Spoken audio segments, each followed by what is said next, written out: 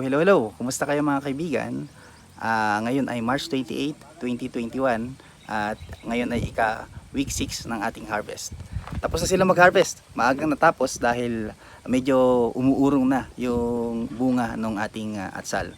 Yung ating first batch ay 105 days after transplant at 6 na linggo, so 1.5 months na namin siyang inaanihan. Out of 4,000 na healthy hills nung ating first batch ay naka-harvest naman na tayo ng 4,860 kilos. Okay, nakamahigit 1 kilo na siya. And mamaya-maya ipapakita ko sa inyo yung kanilang lagay. So makikita natin na nag-peak siya nung 4th and 5th week, and then medyo bumababa na siya. Pumantay na siya sa harvest namin nung unang linggo. Kasi nung una namin itong hinarvestan, 73 days after transplant, ay kumani kami ng 230 kilos. Ngayong 6 week ay umani naman kami ng 290 kilos. Okay, and then pag-visit ko sa site sa batch 1 ay makikita ko na medyo nagpapalaki pa yung mga kasunod na bunga. Okay, yun po yung ipapakita ko sa iyo after this video, and bibigyan ko rin kayo ng update sa mga kaganapan sa ating batch 2, batch 3 and batch 4. Next, ipapakita ko sa inyo. Bye.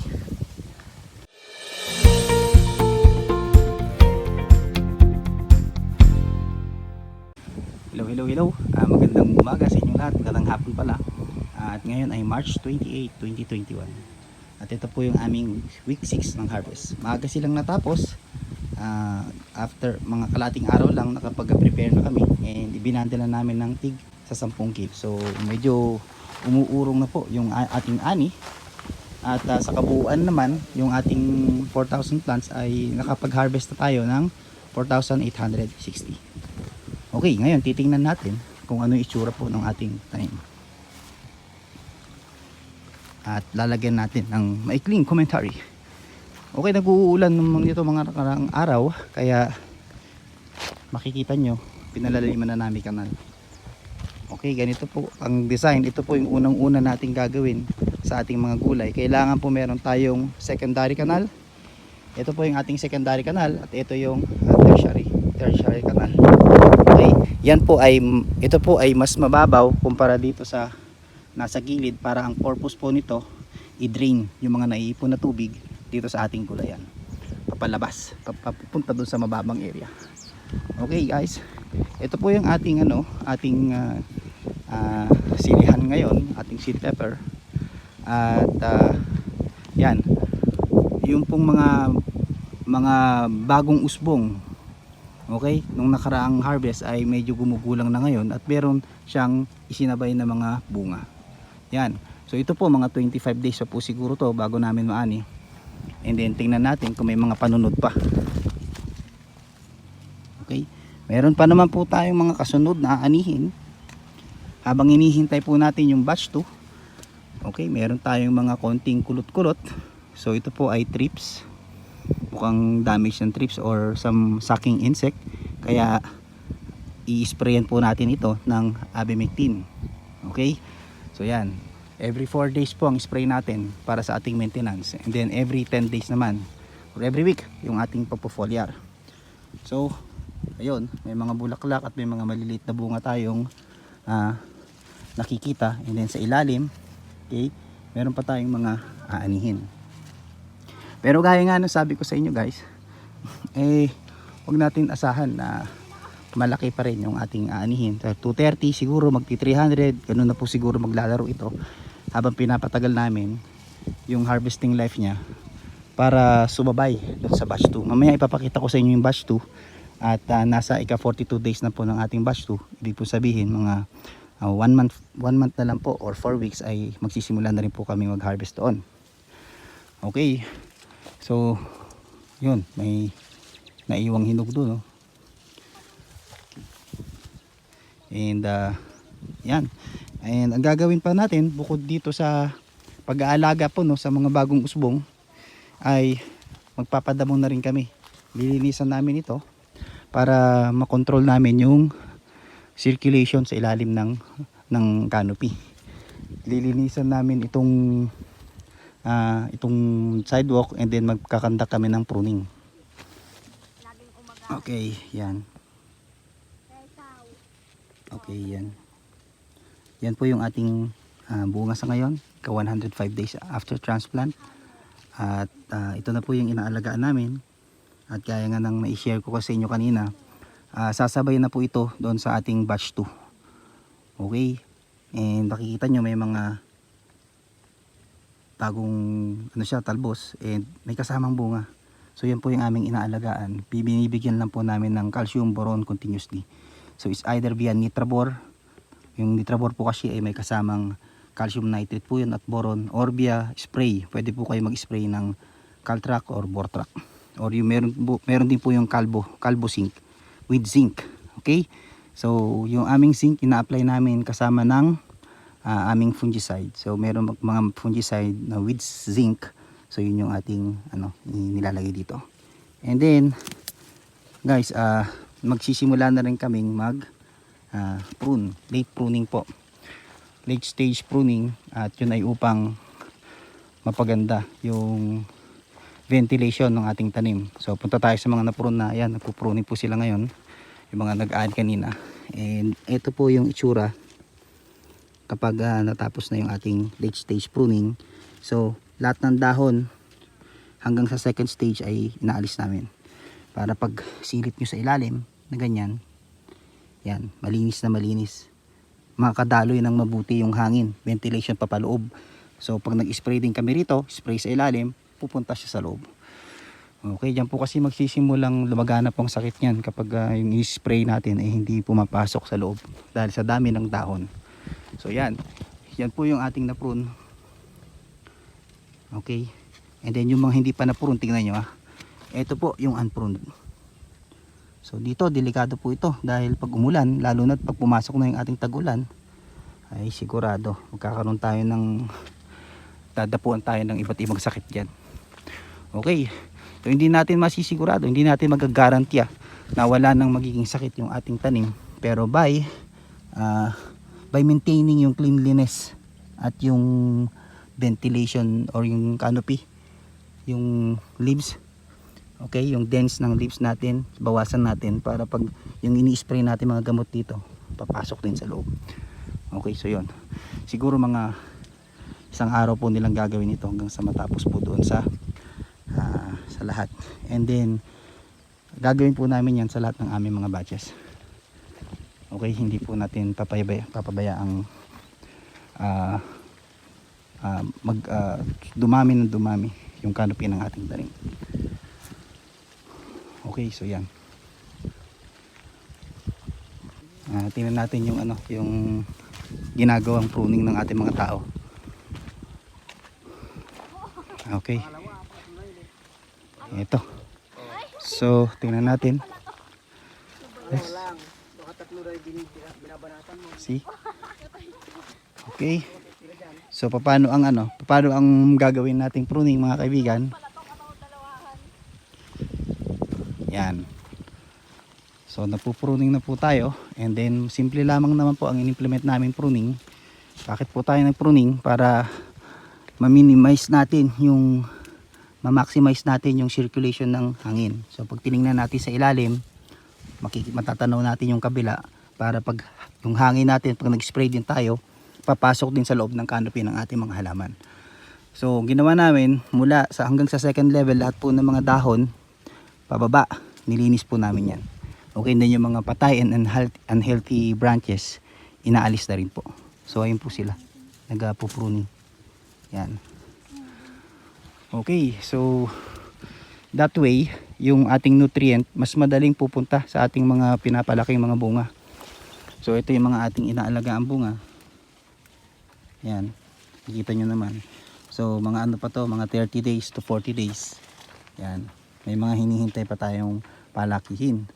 Pero kung hindi po natin babawasan yung mga magugulang na dahon, okay, dyan sa ating tanim, hindi po lalaki ng maayos yan. Okay, kaya yan po ang in-impose naming activity nila after nila mag-harvest. Pagpupruning, hindi lamang po sa first bloom, okay, gagamitin nating pruning yung ating gagamitin nating maintenance yung pruning natin sa later part, later stage ng kanilang tanim. So ito yan, oh. Ito na yung na-prune nila. Oh. Mas malinis na. And pag nag-spray kami ng fungicide or pag umulan, madaling mapapasok yung loob. Okay, diyan kasi nagkakaroon ng sakit yung ating mga sili pag nag-o-overlap sila at hindi sila ma-sprayan na mabuti. Doon na po mag-i-start yung sakit. So ito naman po yung ating batch 2, 42 days after transplant, at ito na po yung kanyang bunga. Okay, yan na siya, oh. Diba? Ayan yung kamay ko, yung reference. So marami na rin mga palakihing bunga to. At 35 days mag-i-start na po nating anihin itong mga nauna. Ganyan po, ganyan kalaki, bilang ka na lang po ng 35 to 40 days. Yan. So yung laki niya na yan, kung i-compare natin, asan yung ating batch 1 para compare natin. Dito ako. Ito kasi yung sugpungan po yan, eh. Ito po yung isang batch 1, batch 2, at ito yung batch 1 natin. Ayun yung bunga niya, oh, ng batch 1. Diba? Sasabay na siya. Itong level na to, sasabay na po ito dito sa batch 2. Kaya mga 4 na harvest po sa batch 1 ay join force na itong ating batch 2. Okay, so yan ang update. So far naman wala naman masyadong problem sa batch 2. Nakapag trellis na po kami. Ayun, trellis, and nakapaglagay na rin kami ng twine, banana twine. Ayan, first level. And obviously andito na po siya. So baka next week mag-a-add na rin po kami uli rito. Mag-a-add na rin kami rito ng pangalawang level ng banana twine. Dito po ang lagay namin yan. Okay, pag lumalampas na, para madali siyang kunin. So ayan po, ito po yung ating batch 2. Ayan, yan po yung kanyang bunga. Ayan. Okay, tignan natin ito. Ayan. So batch 2, asa 4,000 po itong pangalawang batch, at join 4,000. So mga around 3,000 siguro na maanihin natin, dahil medyo mahina yung linya na nasa ilalim ng mga papaya. Pero ito nasa gitna naman, ito na po yung kanyang itsura.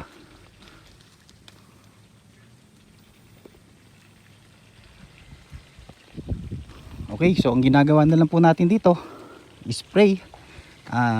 Every 5 days drench na po kami rito. Nagde-drench kami ng pataba, at ang pinapataba na namin sa kanyang edad 42 days, no, magsisimula na po kaming magpataba ng winner saka nitrabor. Okay, mga 5 kilos per drum na po tayo rito. Nadagdagan natin yung dosage hanggang sa matapos na po yung kanyang harvesting age. Okay, 5, and then gagawin mong 6 later at the later stage, kasi pag mga ganito na po kadami yung mga dahon niya, kailangan natin talaga magdagdag ng i-drench or pinapataba. Pwede rin po kayong mag side dress, depende po yan sa lagay po ng inyong mga halaman.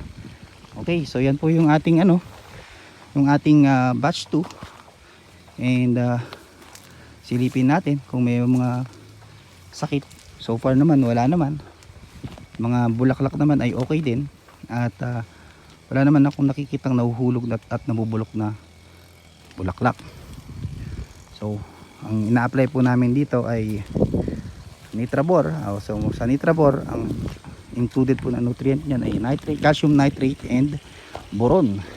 Yung calcium naman, nag-spray din po kami dyan in the form of yun nga, yung calcium nitrate saka boron. Then naglalagay din kami palagi ng vermity, effective microorganisms, yan, saka mga IMO alternate, inididilig po namin.